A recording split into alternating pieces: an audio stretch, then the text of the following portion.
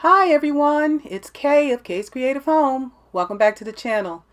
Today we're going to be starting our wreath using 10-yard roll of 10-inch mesh, and we are going to be making 10-inch poofs, and we're going to go just from one pipe cleaner to the next, going around the inner of our wreath form and around the outer of our wreath form, just filling it in with 10-inch poofs. And that's going to be the foundation. And today we're making a ladybug wreath using the 14-inch Reframe from Dollar Tree.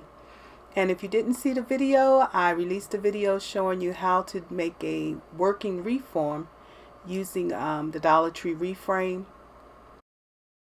In that video, I was able to demonstrate how I use my cutting mat and those angles that are displayed on your cutting mat to just mark my reframe with my pipe cleaners. I hope you get a chance to view that, and I'll leave a link to that in the description box below. So we're going to go ahead and work our way around here. Like again I said, I measured out 10-inch poofs, and I'm just putting them in each of these pipe cleaners. So I've made my way around the inner ring, and now I'm going to make my way around the outer ring, and then we'll move on to the next step.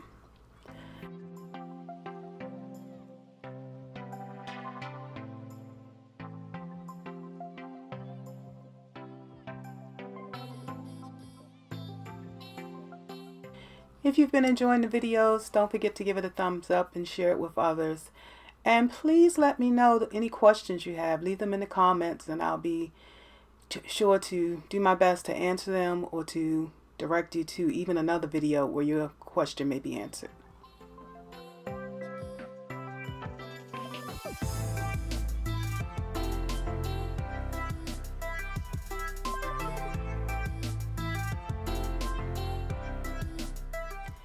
So the next step is to cut our mesh. I'm going to be using the gathered poofs.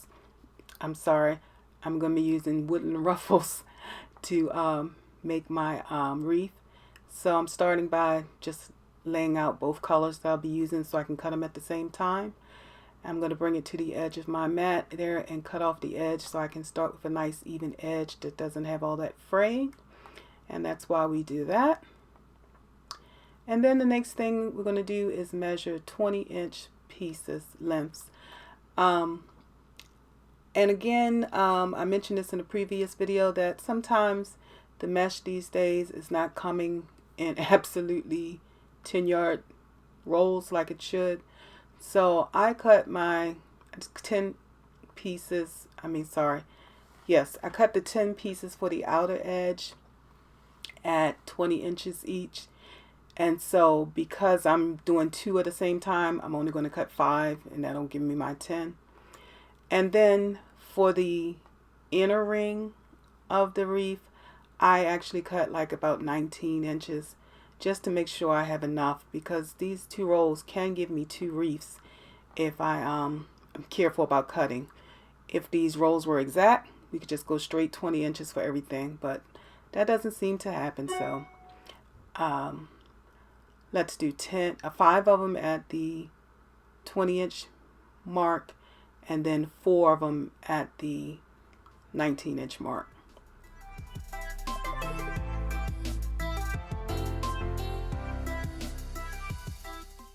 And so the next thing we want to do is cut our ribbon tails for the wreath, and I'm going to cut a total of 18.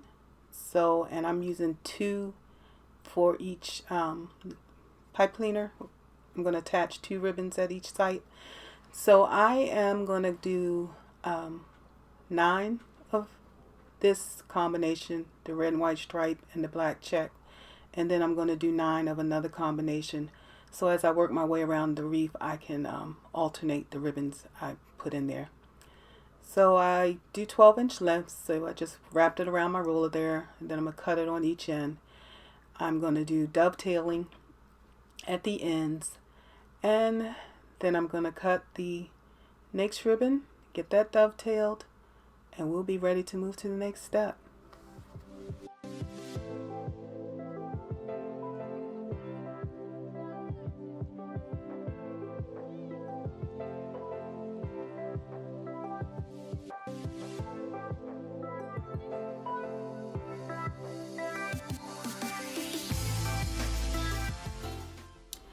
So for the next step, what I'm going to do is make some ruffles. I start by tucking the end under and then gathering it straight down the center, and then making sure when I get to the other end that it's tucked under too. And I have to do this for 18 pieces. So I'm going to be busy doing that, and then we're going to start adding some to the actual reform.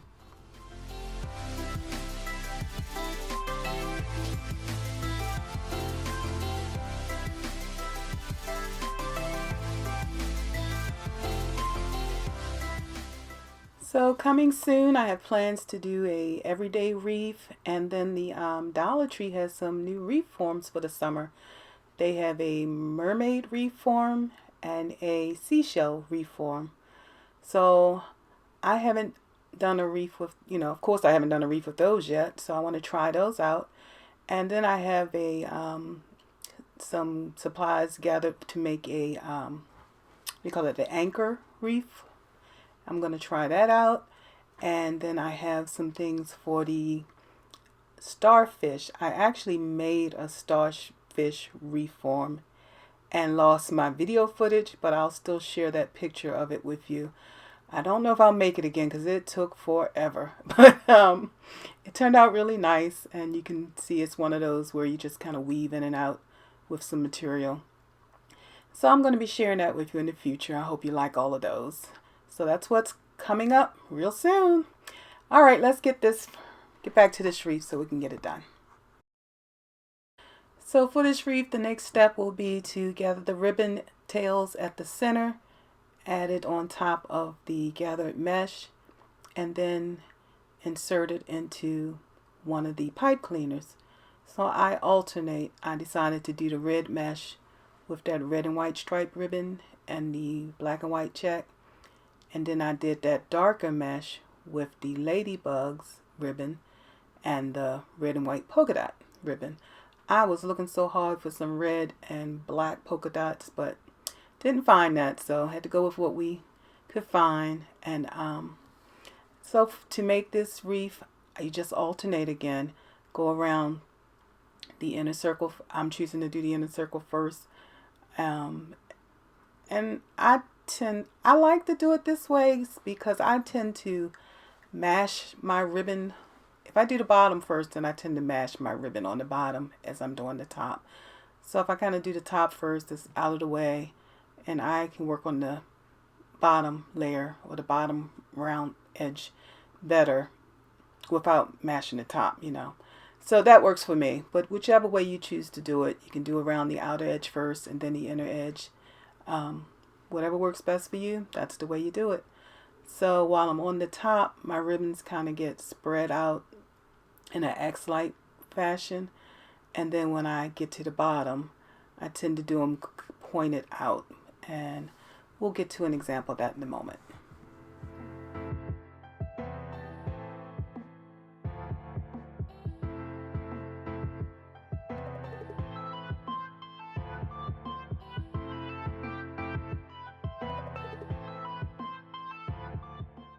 So now we're on the outer ring of the reform, and it follows the same thing, putting alternate colors and ribbon as I work my way around.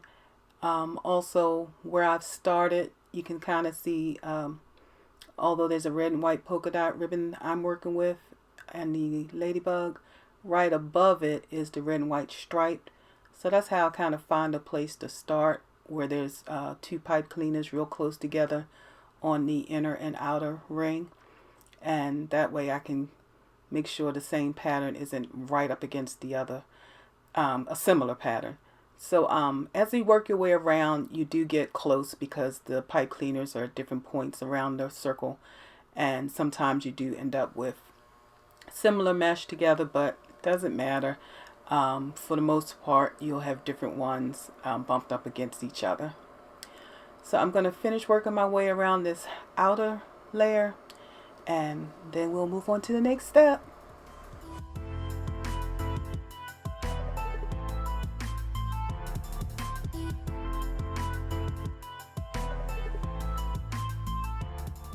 Here's what we have so far. I am falling in love with this. So my next step is to make my bow, and I use six, usually I follow the same pattern of a 6-inch tail and 6-inch loops for a round wreath. That seems to be about right for sizing.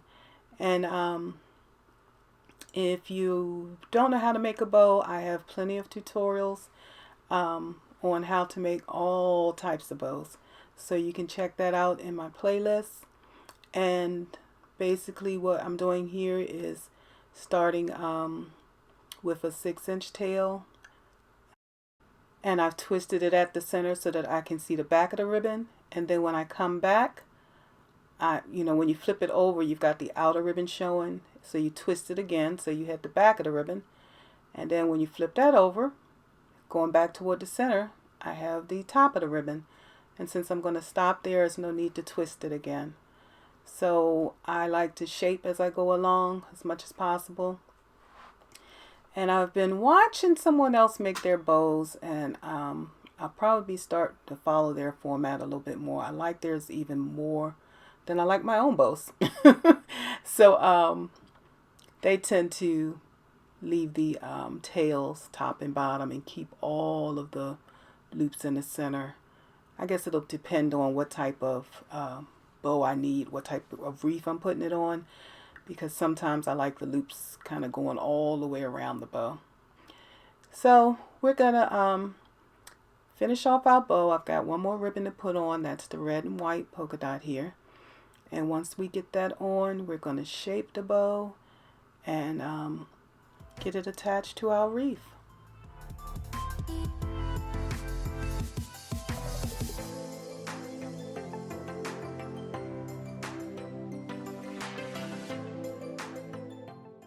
So to remove this bow off of my bow maker, I'm going to slide this zip tie underneath of all of that bow I've just made and bring it together, not pulling it too tight but making it secure.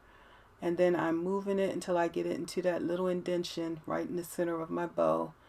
And I'm adding a pipe cleaner to the back because that's what I use to attach it to the actual wreath.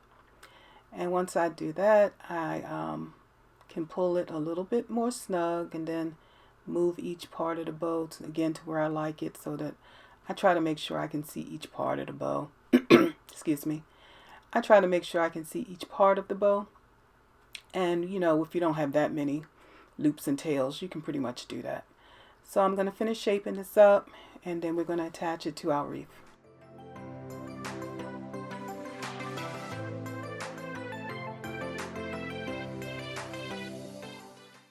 So before attaching your bow, the first thing you do is decide what do you want to be the top of your wreath.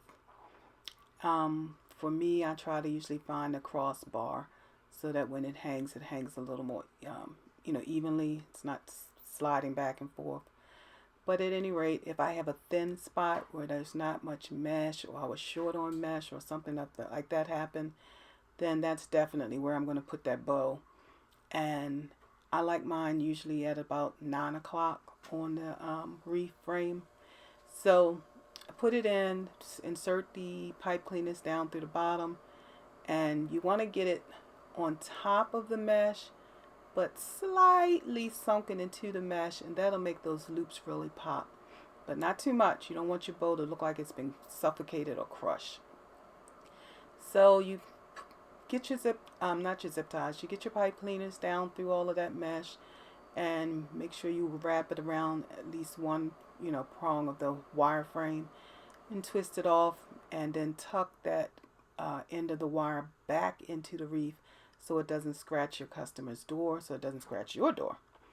So my next step is to just cut my ribbon tails with doing dovetail, and you if you do it on the wreath, it helps you determine how long you need those tails to be. So I'm going to finish cutting those off and then sharing some pictures of the wreath with you. So I hope you've enjoyed this tutorial. I've enjoyed spending this time with you. I thank you for spending this time with me, and I'll be talking to you again real soon.